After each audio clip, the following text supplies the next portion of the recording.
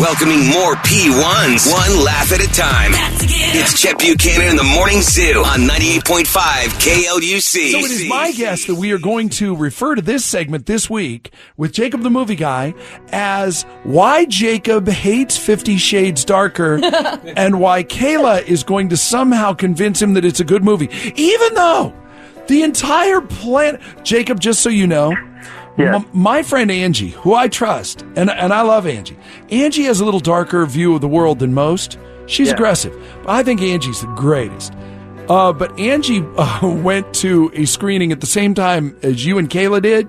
Yeah. She wrote that it felt like she was imprisoned in a telenovela and had no way to get out. You know, I think that's kind of the opinion of people who don't go to the movies and see some of the worst stuff that I see.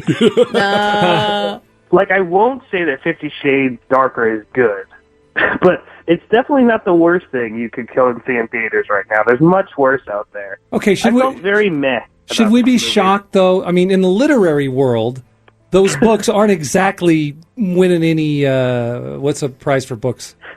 Those prizes. The book prize. Yes. I'm looking at him like... and the trophy is in the shape of a bookcase. Yeah, Pulitzer. You know what I mean, though? So it shouldn't be shocking. No, it's not shocking. But, I mean, like, there's no real chemistry between these two, and there's just, like, that nothing happens in this movie. Hold it. Stop right there. I highly disagree on the characters. See, the first movie was there all for character definition. Now, I agree that I was not the biggest fan of the movie, but I was looking forward to number 2. I love 50 Shades Darker. I thought it was fantastic, and especially in the fact that their chemistry is stronger than ever in this movie. So addressing just the chemistry issue. You really believe, and is it still, who's the guy, Jamie Dornan? Jamie Dornan. Yeah, okay, Jamie Dornan, so do you believe... Dakota Johnson. So, Kayla, do you really believe that in real life, Jamie Dornan and Dakota Johnson might actually do it? They possibly could. I mean, I know he's married, but their chemistry is strong enough to where I think that he could cheat on his wife with her. How crazy is she right now, Jacob? She's really crazy.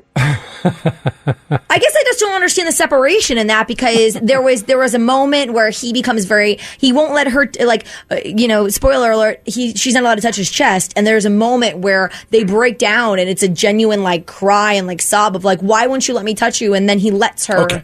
So Jacob, seriously, explain it now. Why is she crazy? I don't know. I think she was kind of going on a point that I could agree with her on right there, but like I said, there's nothing that happens in this movie. There are two major events. A big crash, which I won't get into too much detail, and a crazy woman that lead up to absolutely nothing. This whole movie is about them reconciliating, and they do that in the first 5 minutes, and the rest of the movie isn't necessary. Yeah, and we've all seen the trailer, so we know there's a crazy lady in there. Yeah. And you're telling us it goes nowhere? None of these things go anywhere. And then the whole entire leading into the third movie, I think that whole storyline, again, I don't know if it's considered a spoiler, but there's another crazy person after them, and I'm just like, what? Where are we right now? Yeah, what happened to the dirty sex? There was plenty of that, though. Isn't that for all the women out there who are excited, this movie I do feel is much racier than the first one. 100%. I mean, if you're going in there with the expectation of, I just want to go watch some pretty hot sex scenes, yeah, you're guaranteed that at least. And these are the women that don't have the internet? Is that what you're telling me? No, but it's so much more different. Like, there's an intimacy level that's not just watching pornography. So I thought it was fantastic. I feel like this movie is just like the first one. They talk about his problems, they have a fun time, there's a sex scene. They talk about his problems, they have a fun time, there's a sex scene. And it's literally it's like an every 10-minute beat. And you're like, after like 20 minutes, you're like, all right.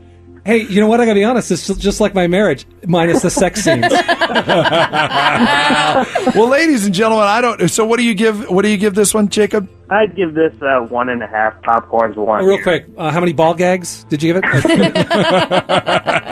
Kayla, how many popcorns? Oh, 4 popcorns for sure. 4? I give it 4. For the fact I that haven't even it seen literally... the movie, and I know you're full of it. No. It was exactly what I wanted it to be. That's the reason I give it 4 popcorns. Well, I find this to be Jacob's best review yet. Jacob. Excellent job. seen the movie yet. No, just I mean in as far as reviews go. Execution Okay. and delivery. Execution and delivery. Okay. I really enjoyed it. I'll just say Lego Batman's 10 times better. Go see that.